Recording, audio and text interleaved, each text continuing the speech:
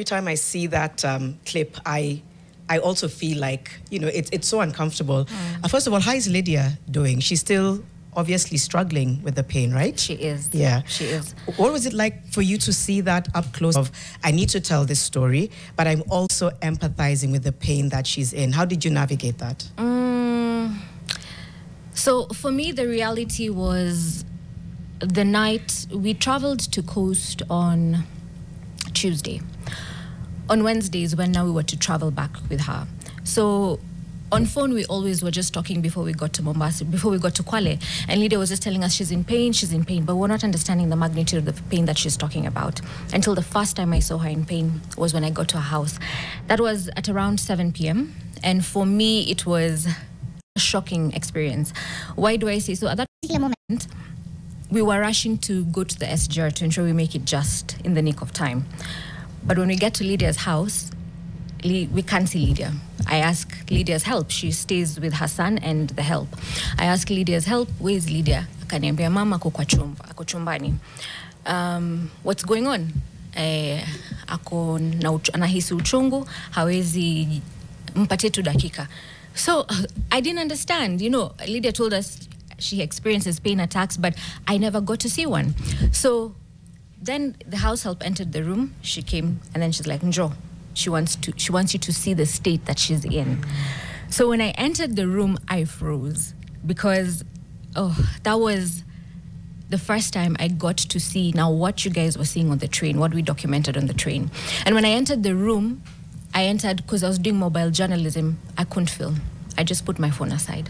And I started having balancing tears because, even talking about it gets so emotional. Yeah.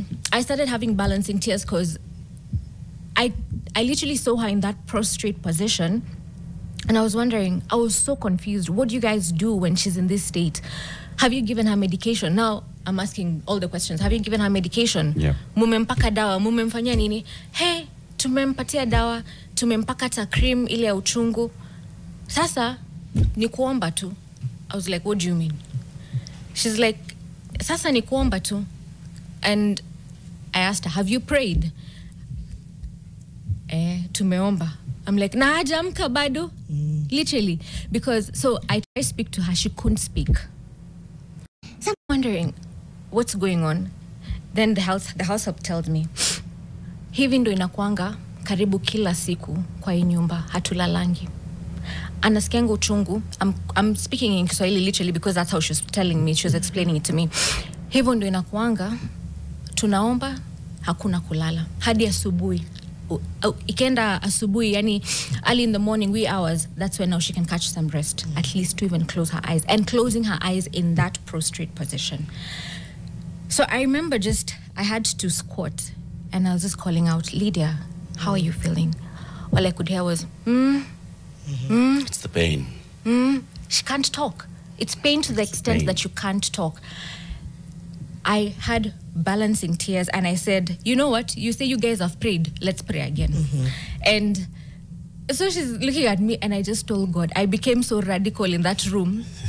And I told God, this is the point. And funny enough, after that whole encounter is when it hit me, you're supposed to be a journalist.